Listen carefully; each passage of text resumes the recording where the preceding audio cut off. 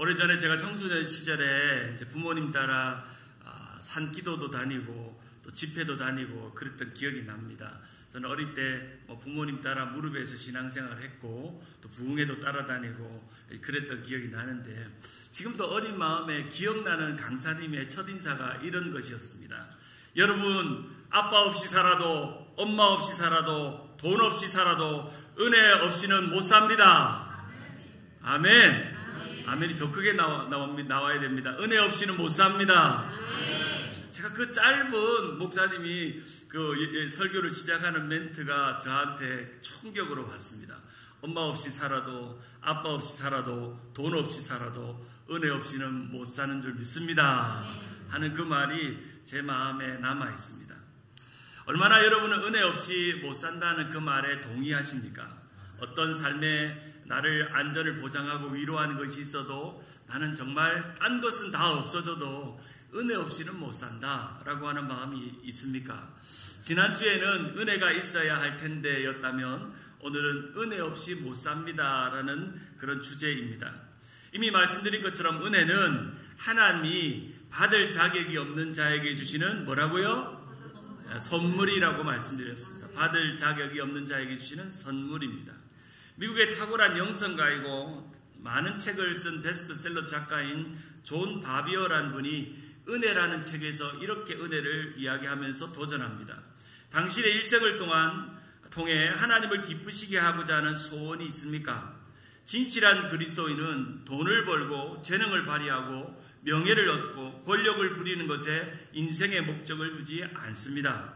대신 마음 깊이 어떻게 하면 하나님을 기쁘시게 할 것인가를 생각합니다. 빛나는 그리스도인의 삶으로 하나님을 기쁘시게 하고자 하는 마음이 있으십니까? 라고 묻습니다. 빛나는 그리스도인으로 하나님을 기쁘시게 하고 싶은 마음이 있으십니까? 아멘.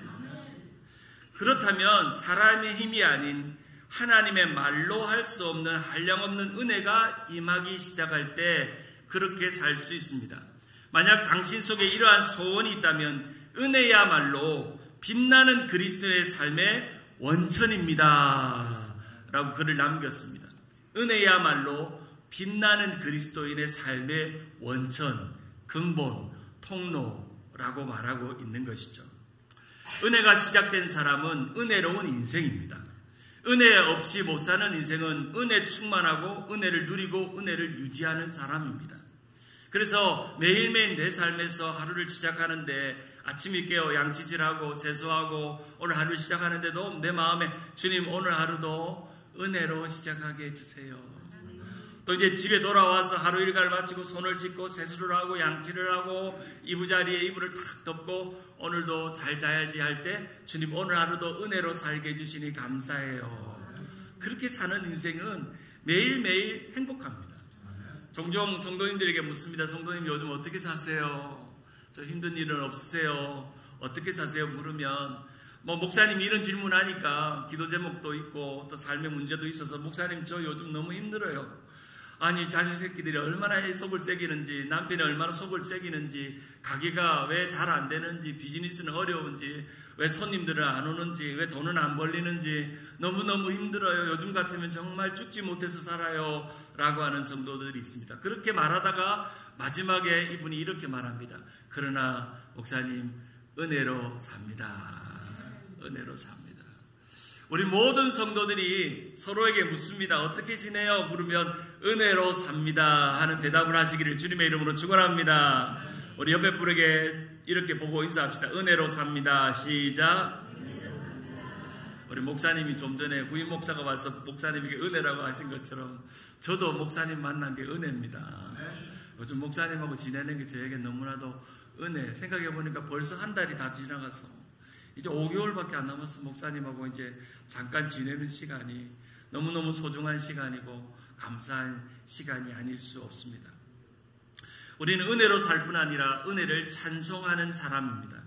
우리가 병원에 가면 혈압을 재고 피를 검사하고 당뇨가 있는 사람 당을 재고 또 정기적으로 피 검사를 하면 그 피 안에 있는 그 농도를 보고 그 사람의 건강 상태가 어떤지를 알 수가 있죠. 혈당이 있는지 콜레스테롤이 있는지 또 혹시 뭔가 염증 수치는 있는지 간 수치는 좋은지 참 신기해요. 피검사 하나만으로도 여러 병을 찾아요. 그렇다면 우리의 영적인 건강검진을 하면 무엇을 검사해야 될까요? 만약에 우리가 병원에 가면 피를 검사하면 우리가 당이 있는지 없는지를 알 수 있듯이 우리가 영적인 우리의 영혼의 상태를 검사해 보면 뭘 검사해 볼까요? 네? 감사가 있나 없나. 맞아요. 감사가 있나 없나도 너무너무 중요하고 그것보다 더 우선되는 것은 은혜의 농도를 보면 알 수 있습니다. 여러분이 오늘날 예배당에 딱 들어오잖아요. 여러분 우리 찬양 집사님께서 찬양 인도할 때 여러분의 태도와 모습을 보면 야 이분이 컨디션이 좋구나 안 좋구나 영적으로 충만하구나 지난 한 주간 승리했구나 아니면 피곤하구나 알 수 있습니다. 오늘 설교 듣는 시간도 피검사하는 시간입니다. 은혜를 검사하는 시간입니다. 제가 작은 눈이지만 다 보입니다. 아 저분은 은혜를 받고 있다. 저분은 은혜가 없다. 오늘 앞에 계신 우리 집사님 이미 설교 전에 은혜 언제 다 받았습니다. 찬양 중에 막 은혜가 막 조그만하게 임하고 우리 매주일마다 은혜를 체크해야 합니다. 내가 지난 한 주간 은혜로 살았는가 그리고 내가 오늘 그 채울 은혜가 없으면 채울 은혜를 누리고 한 주간을 견디고 승리하는 것입니다. 은혜가 농도가 짙어지고 은혜가 충만하면 찬양이 넘칩니다. 우리가 참 즐겁게 부르는 찬양 노래 중에 찬양이 언제나 넘치면 은혜로 얼굴이 어떻게 해요? 환해요. 이 노래 참 좋잖아요. 부를 때마다 신이 나는 노래 중에 하나예요. 찬양이 언제나 넘치면 은혜로 얼굴이 환해요. 성령의 충만한 모습을 서로가 느껴요. 할렐루 할렐루 손뼉 치면서 할렐루 할렐루 소리 외치며 할렐루 할렐루 두 손 들고 주님을 찬양해요. 저는 이 찬양 부르면 우리 교회가 이렇게 됐으면 좋겠습니다. 찬양이 언제나 넘치면 성도들의 은혜가 화가 나 있는 얼굴이 환해진다는 거예요. 환해진다는 거예요. 원래 이 노래를 유행시킨 분은 가수 윤형주 장로님입니다. 이 노래를 유행시킨 분이. 근데 원래 이 곡을 작곡한 분은 김석균 목사님이십니다. 우리가 오래전 모든 가스펠 중에 많은 가스펠을 지었던 분이 이 김석균 목사님인데 이 찬양이 원래 찬양으로 지어지지가 않았습니다. 처음에는. 이 김석균 목사님이 1980년대에 문일중학교 3학년 담임을 맡을 때 아이들에게 노래를 좀 지어서 그때는 작곡하는 능력이 있고 기타를 잘 치시니까 우리 반 아이들에게 노래를 좀 신나는 노래를 가르쳐줘가지고 아이들이 인생을 행복하고 즐겁게 뭐 살았으면 좋겠다 해서 반에 반가 있죠. 반가. 그래서 반가로 이 노래를 가사를 지었습니다. 가사를 지었는데 그때는 기독교적인 용어가 아니었고 뭐 행복이 넘치면 웃음이 넘치면 뭐 이런 거로 바꿨겠죠. 그래서 항상 마지막 수업이 끝나고 조회 시간에 아이들하고 박수 치면서 뭐 행복이 언제나 넘치면 행복이 언제나 환해 뭐 이런 식으로 바꿨겠죠. 왜냐하면 학교에서 기독교 신앙을 못 가르치니까. 그리고 이분이 이제 목사가 되고 또 부르심을 받고 나서 그때 아이들이 학교에서 반에서 이 노래를 막 불렀던 생각이 나서 가사를 바꾸기 시작했습니다. 이거는 그냥 세상 노래로 부르면 안 되겠다. 이거는 정말 성도들이 부르는 노래로 바꿔야 되겠다 하면서 찬양이 언제나 넘치면 은혜로 얼굴이 환해요. 감사가 언제나 넘치면 은혜로 얼굴이 환해요. 사랑이 언제나 넘치면 은혜로 얼굴이 환해요. 기도가 언제나 넘치면 은혜로 얼굴이 환해요. 성령의 충만한 모습을 서로가 느껴요.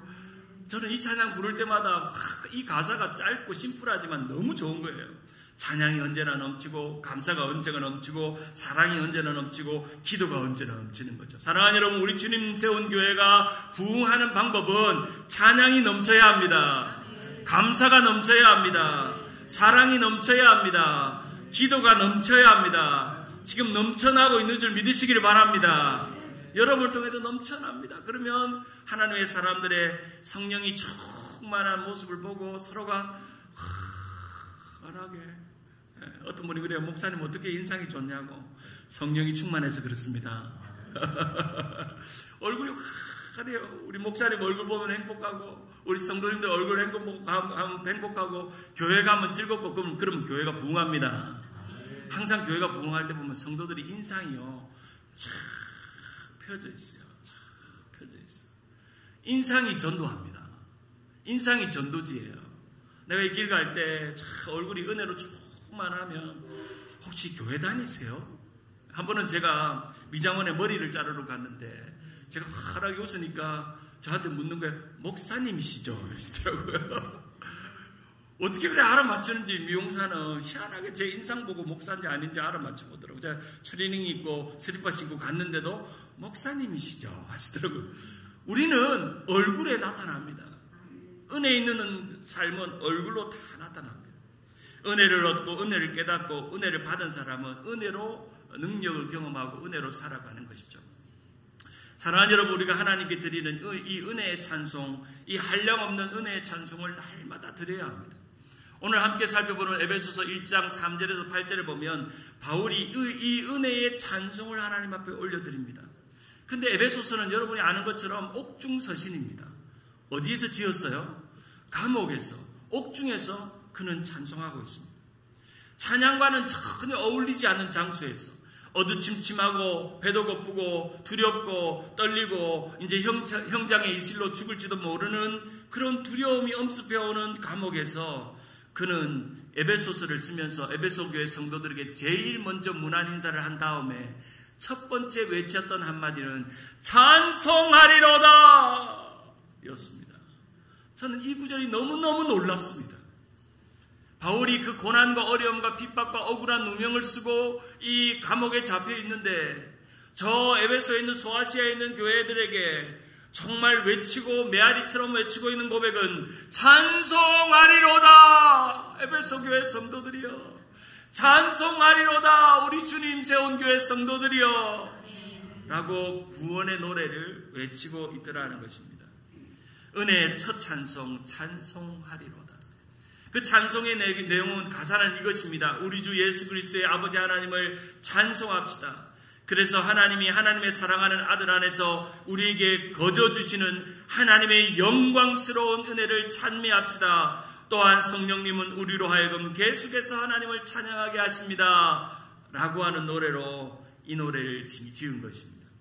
에베소서 1장 3절을 같이 한번 읽어봅시다. 에베소서 1장 3절 우리 큰 목소리로 바울이 된 마음으로 외치듯이 고백합니다. 1장 3절 시작. 찬송하리로다. 하나님 곧 우리 주 예수 그리스도의 아버지께서 그리스도 안에서 하늘에 속한 모든 신령한 복을 우리에게 주시되. 찬송하리로다. 우리 주 예수 그리스도 아버지께서 우리에게 하늘의 신령한 복, 하늘에서 내리는 그 복, 그 은혜를 내게 주셨다. 6절에 보면 이는 그가 사랑하는 자 안에서 우리에게 거저 주시는 바 그의 은혜의 영광을 찬송하게 하려 하는 것이다. 여러분, 은혜는 정의가 그랬죠. 하나님께 받을 자격이 없는 자에게 거저 주시는 하나님의 선물, 바로 거저 주시는 바, 그게 은혜라는 겁니다. 사랑하는 여러분, 은혜는 거저 받았습니다. 하나님 그 값진 은혜는 예수 그리스도의 피의 공로로 받은 그 은혜는 거저 받았습니다. 나 같은 죄인, 나같이 부족하고 연약하고 미련하고 우둔한 내 영혼에 은혜를 주셨습니다. 은혜가 내렸습니다. 은혜가 채워졌습니다. 은혜로 충만합니다. 에베소서 1장 14절에 보면 이는 우리의 기업의 보증이 되사 그 얻으신 것을 총량하시고 그의 영광을 찬송하게 하려 하십니다. 라고 말씀합니다. 그의 영광을 찬송한다. 고백합니다. 여기 에베소서 1장에 찬송하리로다, 찬송이라는 단어가 헬라어로 두 단어로 쓰입니다. 하나는 3절에 율로게토스라는 단어고 하나는 6절과 14절에 사용되는 에파이노스라는 단어입니다. 이 율로게토스라는 단어는 모든 찬양보다 더 뛰어난 찬양, 다른 말로 칭찬하다는 의미가 있습니다. 칭찬. 그러면 찬송하리로다라는 말은 내가 하나님을 칭찬합니다 이 말이에요. 내가 하나님을 칭찬합니다. 우리 하나님이 나에게 이 놀라운 일을 하셨습니다. 찬양, 찬미, 찬송보다 더 뛰어난 하나님을 칭송하고 하나님을 칭찬한다는 겁니다. 이 찬양이라는 율리게토스라는 단어에서 하나님의 복이라는 단어가 등장해서 실제로 이 찬송하리로다라는 영어 그 번역을 보면 블리시드라고 바로 이제 축복받았다라는 그런 의미로 되어 있습니다. 그런 의미에서 이 찬송하리로다는 복되도다라는 것과 같은 의미입니다. 복되도다. 에베소서 1장 3절에 보면 우리 주 예수 그리스도의 아버지신 하나님을 찬송합시다. 하나님께서는 그리스도 안에서 우리 하늘에 속한 온갖 신령한 복을 우리에게 주셨다. 여기서 신령한 복이랑 찬송이랑 같은 어원입니다. 같은 어원이에요. 그래서 찬송이라는 것은 복받은 자만이 누릴 수 있는, 여기서 신령한 복이라는 이 율리기아라는 단어, 율리게토스와 같은 어원을 가지고 있는 하나님께 받은 복, 그런 의미가 있다는 것입니다. 그래서 이 1장 3절에 보면 찬송하리로다, 신령한 복을 우리에게 줬단 말이 같이 연결되는 거죠.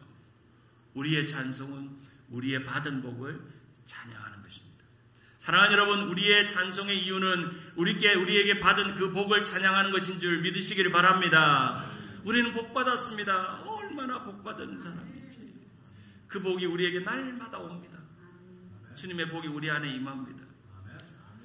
오늘 이 본문과 마찬가지로 이 찬송하리라는 용어를 고린도 교회에게도 사도 바울이 말합니다. 고린도후서 1장 3절 우리 같이 한번 읽어봅시다. 고린도후서 1장 3절 찬송하리로다. 우리 화면 보여주시고 우리 같이 보겠습니다. 고린도후서 1장 3절 시작. 찬송하리로다. 그는 우리 주 예수 그리스도의 하나님이시요 자비의 아버지시요 모든 위로의 하나님이시며. 여기서 한술 더 떠서 여러분 생각해 보세요. 이 고린도 교회는, 에베소 교회는 그래도 믿음의 첫사랑을 가지고 하나님 앞에 신실하게 믿음을 지키고 이 바울에게 그렇게 속을 안 새기는 교회였습니다. 그런데 고린도 교회는 지질이 속을 썩이는 교회였습니다. 싸움이 나고 분쟁이 나고 바울을 사도가 맞냐라고 자꾸 질문하고 문제마다 사사건건 바울에게 고민이 되고 괴로움을 주는 교회였습니다. 그런데 이 고린도 교회, 고린도 후서에 뭐라고 그러냐면 찬송하리로다. 우리 주 예수 그리스도의 하나님, 위로의 하나님이 너희에게 있기 바란다. 여러분, 고린도 교회에게 고난당했던 바울이 위로받아야 될 사람은 바울입니까? 고린도 교회입니까? 바울이 위로받아야 되는데 은혜가 너무너무 충만하니까 바울이 자신을 공격하고 자신을 헐뜯고 자신을 미워했고 교회를 깨뜨렸던 이 사람들 도리어 위로합니다. 고린도 교회 성도들이여, 너희에게 위로의 하나님이 있다. 내가 그 위로의 하나님을 너희에게 전한다 라고 고백합니다. 우리가 새벽기도에도 보면 베드로전서 1장 3절을 볼 때 베드로가 이렇게 말하죠. 1장 3절 우리 주 예수 그리스도의 아버지 하나님을 찬송하리로다. 그의 많으신 긍휼대로 예수 그리스도를 죽은 자 가운데서 부활하게 하심으로 말미암아 우리를 거듭나게 하사 산 소망이 있게 하시며. 여러분, 베드로나 바울이요 동일하게 찬송하리로다 외치고 있어요. 구원의 감격이 있는 사람은요 찬송할 수밖에 없습니다. 저절로 찬송이 나옵니다. 여러분, 만약에 여러분 안에 저절로 찬송이 안 나오면 구원의 감격을 의심해 보세요. 내게 구원의 감격이 있는가를 다시금 돌아보세요. 그리고 원점으로 돌아가세요. 내게 주신 구원 첫사랑을 생각하세요. 하나님, 내가 예수의 피의 공로로 이 세상에 고난과 어려움과 문제가 있어도 피의 공로와 은혜가 내게 있으므로 얼마나 감사한지 주님의 은혜가 너무나도 감사합니다 라고 고백하기 시작하면 찬송이 저절로 나옵니다. 바로 베드로 사도도 산 소망의 하나님을 찬양합니다. 은혜의 하나님, 위로의 하나님, 산 소망의 하나님을 찬양하며 그 찬양을 고백하는 것입니다. 오늘 이 말씀을 통해서 저는 여러분에게 두 가지를 도전하기 원합니다. 첫째로 주의 은혜의 영광을 찬송하라는 겁니다. 주의 은혜의 영광을 찬송하라. 좀 전에도 말씀드렸다시피 우리의 모든 찬양의 출발은 구원의 감격에서 시작돼야 합니다. 어떤 찬양할 이유나 조건이나 상황이나 형편이나 내 기분이나 감정이 맞아서 찬양하는 게 아니라, 어떤 분들은 그래요. 내가 오늘 찬양할 기분이 아니래. 오늘 찬양할 컨디션이 아니래. 하나님 오늘 조금 찬양을 쉬겠대.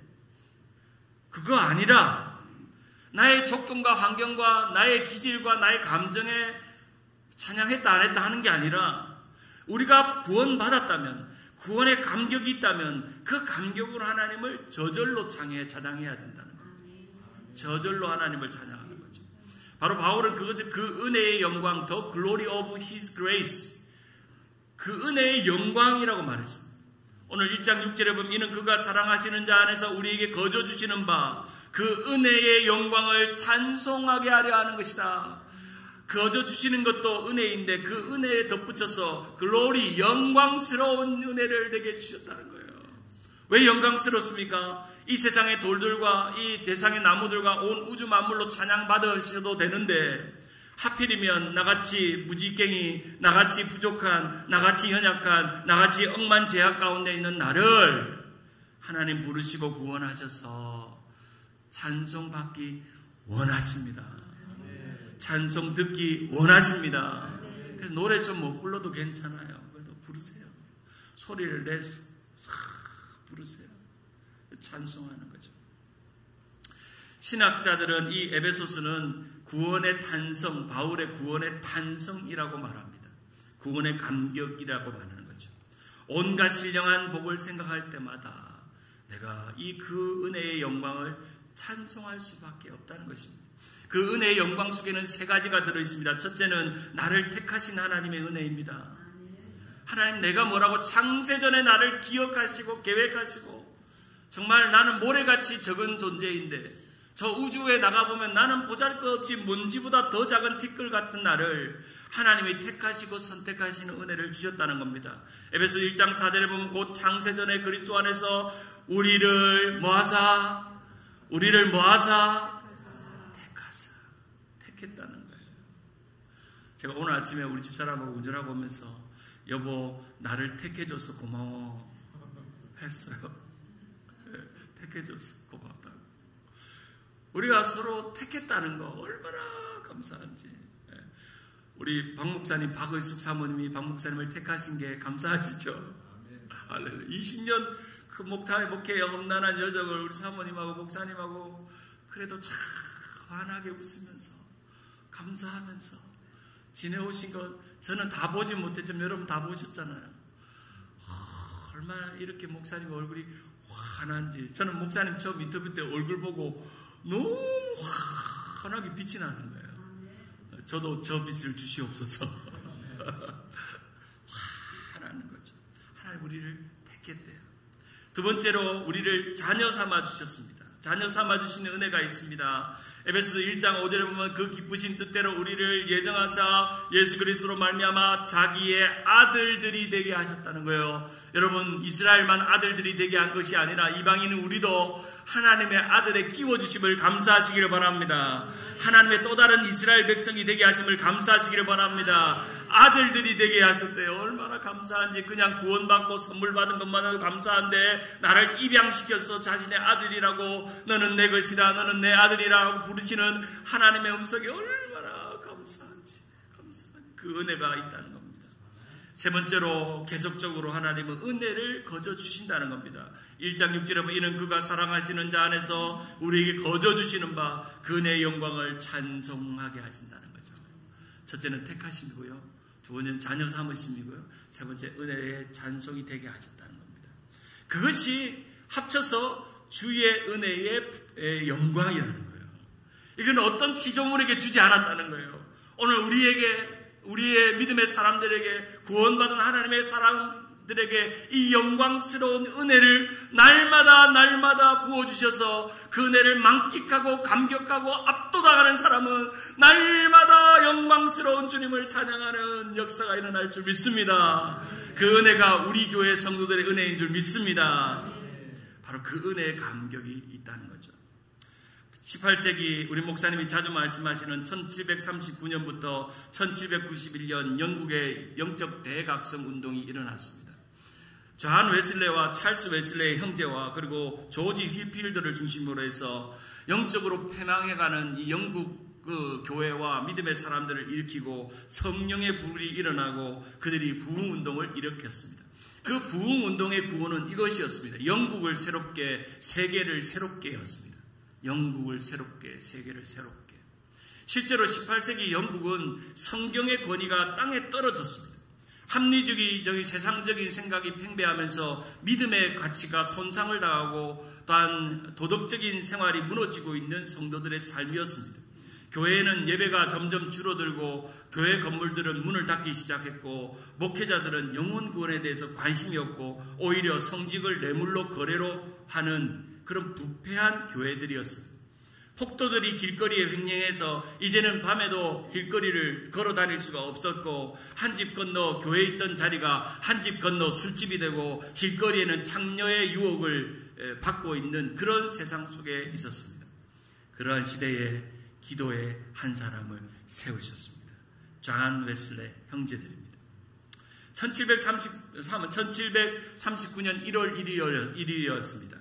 감리교회 오순절이라고 불리는 역사적인 성령의 기름 붓는 역사가 일어났습니다. 새해 첫날 지난밤 한 해를 보내면서 웨슬리 형제들과 조지 휘필드와 60명의 사람들이 모여 철야 기도를 하고 있었습니다. 근데 그 밤에 성령이 폭포수와 같이 그들에게 임했습니다. 그들에게 능력으로 임했습니다. 새벽 3시쯤 계속 기도하고 있는데 하나님의 성령이 불과 같이 임했습니다. 그때를 이 존 웨슬리는 자신의 책에 이렇게 회상합니다. 많은 사람들이 격렬한 기쁨으로 인해 부르짖었고 수많은 사람들이 땅에 엎드러졌고 하나님의 임재 앞에 두려움과 놀라움으로 겨우 회복되었을 때 우리는 한 목소리로 외치기 시작했다. 오 하나님, 우리 주님을 찬양합시다. 오 하나님, 우리 주님을 찬양합시다. 우리는 당신이 주님임을 압니다. 그래서 우리 주님을 찬양합시다. 여러분 상상해 보세요. 600명도 아니고 6,000명도 아니고 60명이에요. 존 웨슬리 형제와 조지 휘필드가 함께 모여 기도했더니 성령이 불과 같이 임했습니다. 존 웨슬리의 동생이었던 찰스 웨슬리는 자신이 처음 구원의 감격을 경험했던 순간을 이렇게 기록합니다. 내 주님의 피를 내 영혼에 부어주시는 것을 나는 느꼈다. 바로 나를 주님이 사랑하셨다. 하나님 아들께서 나를 위해 십자가에 죽으셨다는 것을 나는 믿기 시작했다. 그리고 나는 이렇게 고백했다.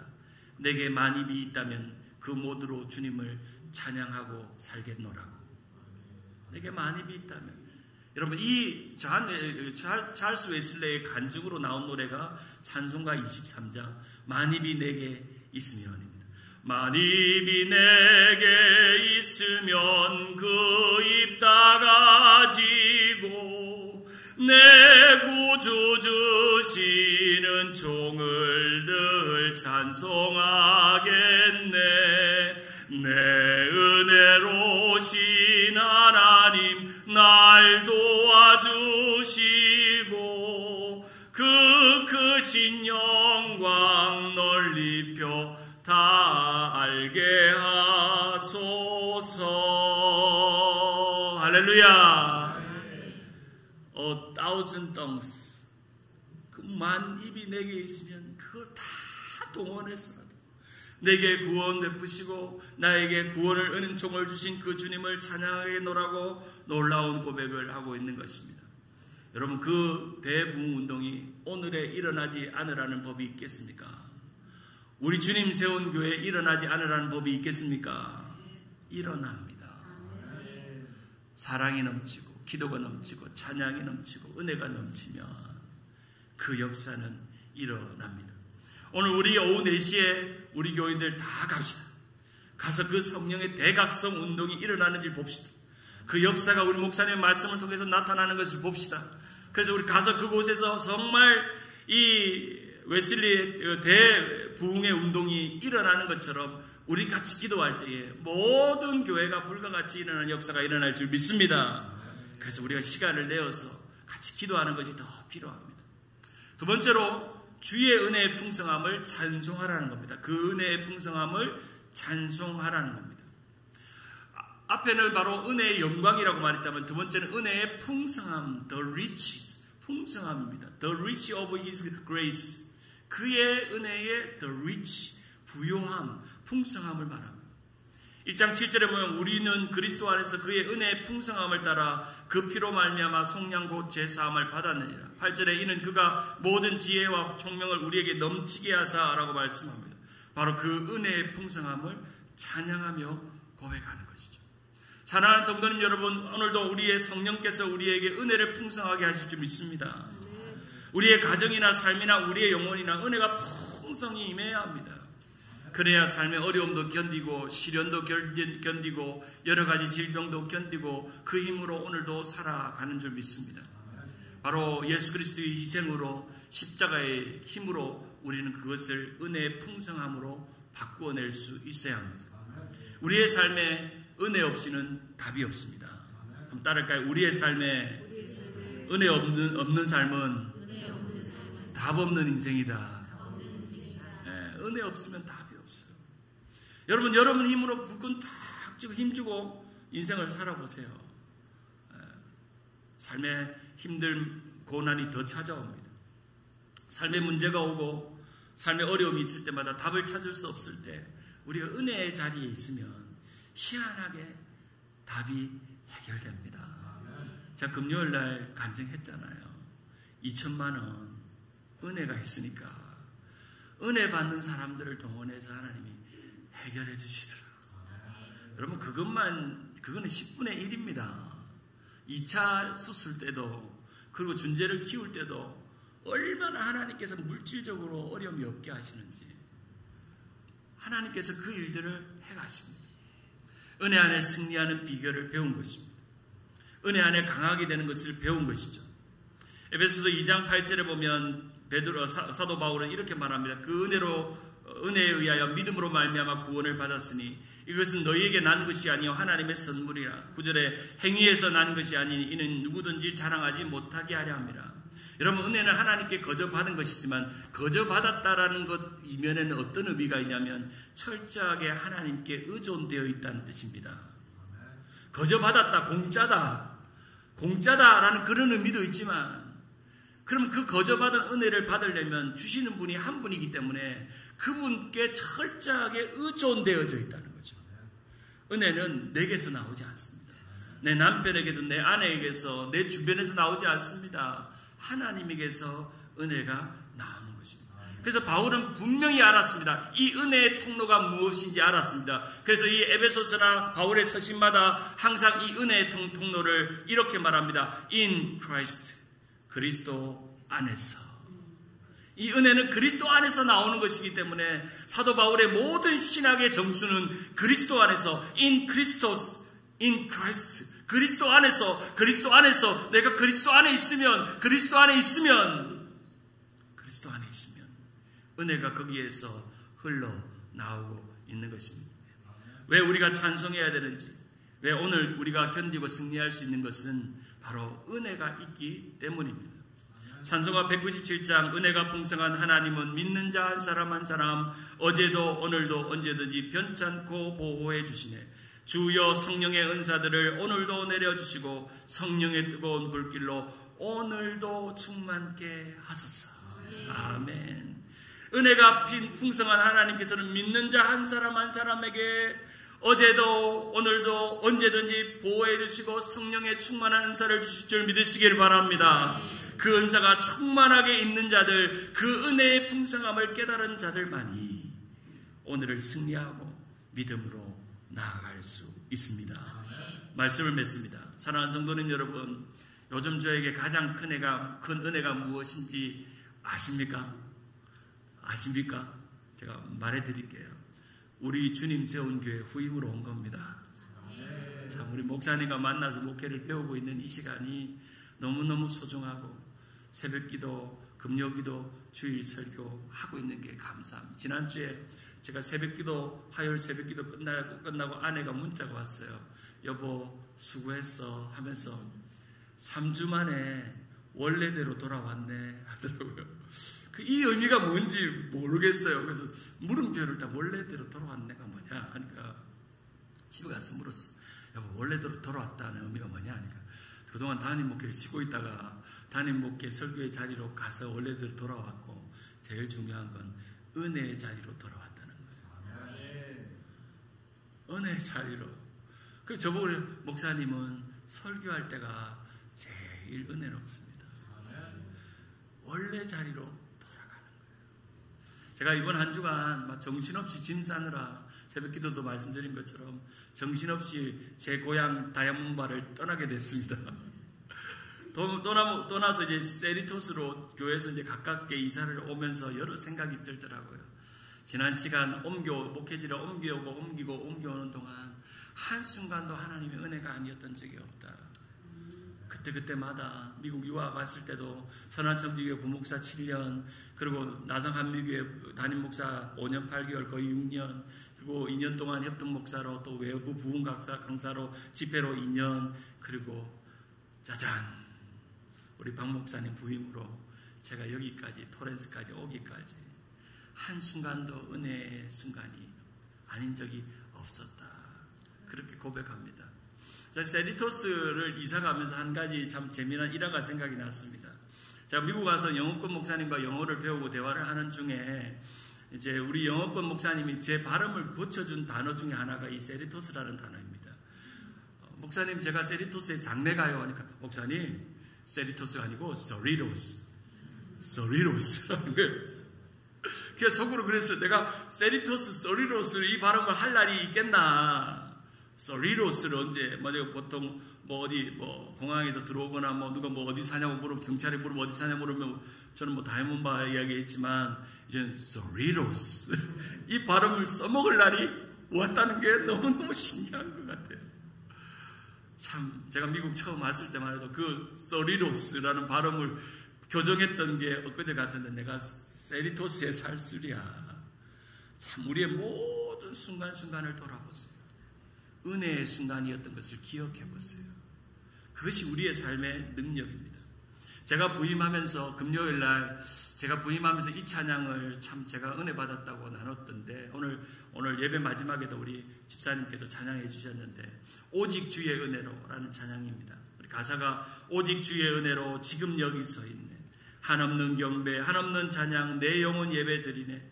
나를 위해 이 땅에 오신 주의 은혜, 그 십자가 고통 이기신 주님, 그 은혜 어찌 잊으리. 주 은혜 날 채우시네. 주 은혜 보게 하시네. 살아가는 동안 은혜로만 살리. 십자가 은혜로. 제가 이 찬양을 처음에 접하고 가사를 보면서 첫 구절에서 울컥했습니다.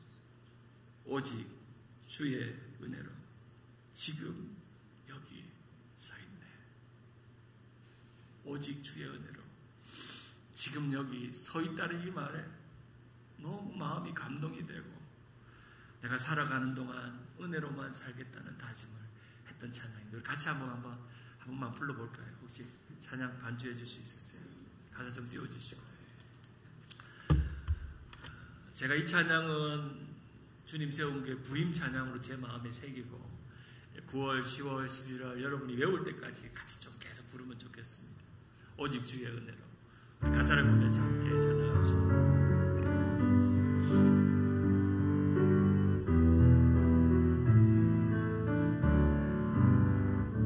두 손 높이 들고, 오직 주의 은혜로 지금 여기 서 있네. 지금 여기 서 있네. 한없는 경배, 한없는 찬양, 내 영혼 예배 드리네. 나를 위해 이 땅에 오신 주의 십자가 고통 이기신 주님, 그 은혜 어찌 잊으리. 주네 날 채우시네. 주네 보게 하시네. 살아가는 동안 은혜로만 살리. 십자가 은혜로. 한 번 더 찬양합니다. 오직 주의 은혜로, 오직 주의 은혜로 지금 여기 서 있네. 한없는 경배, 한없는 찬양, 내 영혼 예배 드리네. 나를 위해 이 땅에, 나를 위해 이 땅에 오신 주의 은혜, 오신 주의 은혜. 십자가 고통, 십자가 고통 이기신 주님, 그 은혜 어찌 잊으리.